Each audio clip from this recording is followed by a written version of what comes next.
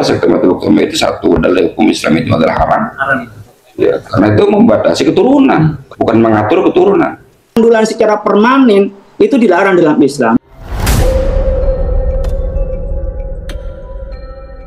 Assalamualaikum warahmatullahi wabarakatuh. Bismillahi alhamdulillah wassalatu wassalamu ala rasulillah amma ba'du. Selamat berjumpa kembali di AJ Dakwah TV. Semoga kita semua senantiasa diberikan kesehatan dan keberkahan oleh Allah Subhanahu wa ta'ala. Amin ya Allahu ya Rabban alamin. Di video kali ini kita akan membahas Kang Deddy Mulyadi, di mana Kang Deddy Mulyadi ini mengeluarkan satu program, yakni vasektomi, yang kemudian program ini mendapatkan tanggapan beragam dari masyarakat.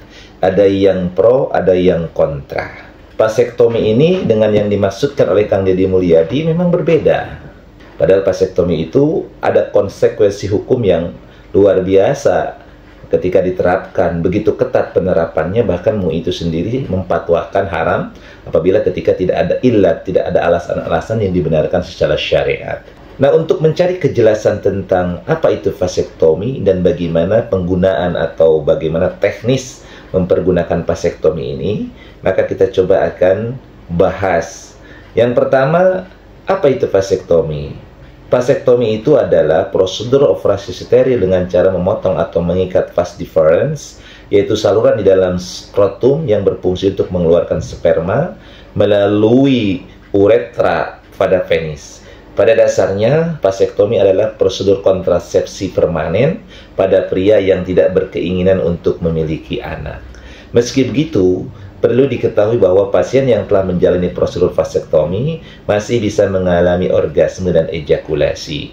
Namun air mani yang dikeluarkan tidak lagi mengeluarkan sperma sehingga bisa mencegah kehamilan. Nah, ini definisi daripada vasektomi. Jadi nanti ada memang keunggulan daripada vasektomi.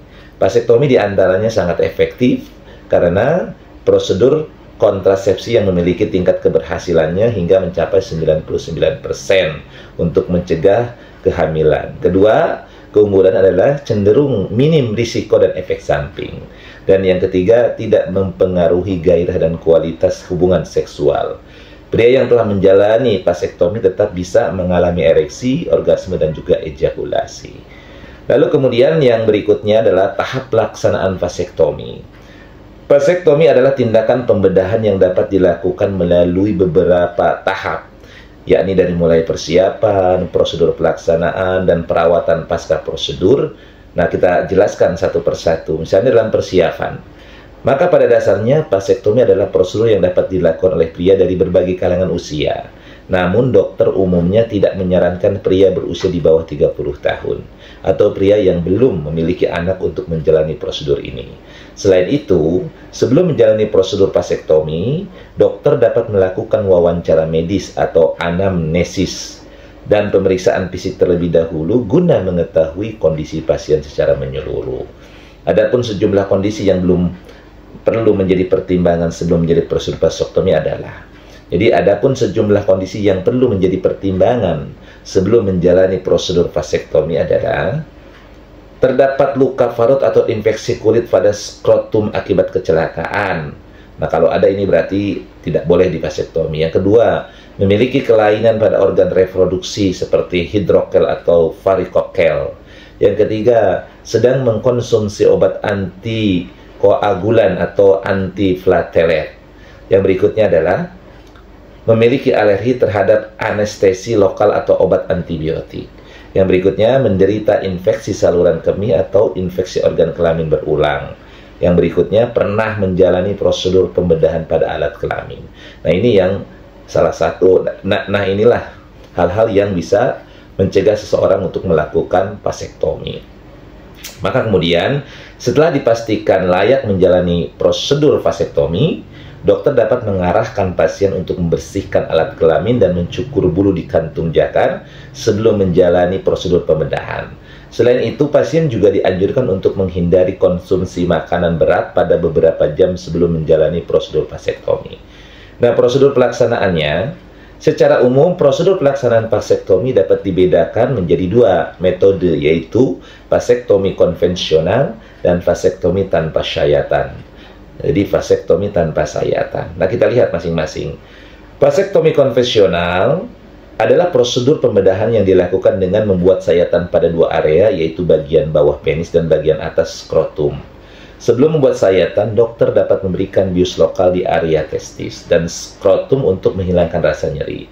Setelah itu, dokter dapat membuat 1-2 sayatan di sisi skrotum untuk menjangkau saluran sperma. Lalu saluran sperma tersebut akan diikat atau dipotong untuk memutus atau menghambat jalur keluarnya sperma.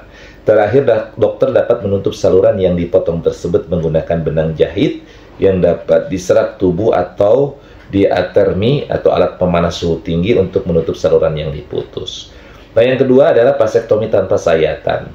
Vasektomi tanpa sayatan merupakan prosedur minimal invasif yang dilakukan dengan cara menahan saluran vas deferens menggunakan penjepit kecil di bagian luar kulit skrotum. Setelah itu, dokter dapat membuat lubang kecil pada kulit skrotum dan memasukkan alat penjepit khusus untuk mengeluarkan vas deferens. Kemudian vas deferens akan diikat atau dipotong. Saluran ini kemudian akan ditutup dengan menggunakan benang jahit ataupun dengan metode panas yang sama dengan metode konvensional. Setelah dipastikan tidak ada pendarahan, vas deferens akan dimasukkan kembali ke dalam skrotum.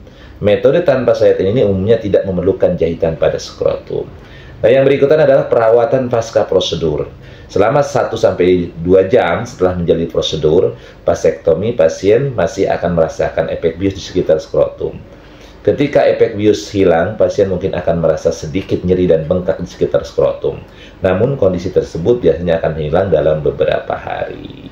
Nah, ini berkaitan kurang lebih gambaran tentang vasektomi. Mudah-mudahan video ini bisa memberikan manfaat. Allahumma fikil atomitariq. Assalamualaikum warahmatullahi wabarakatuh.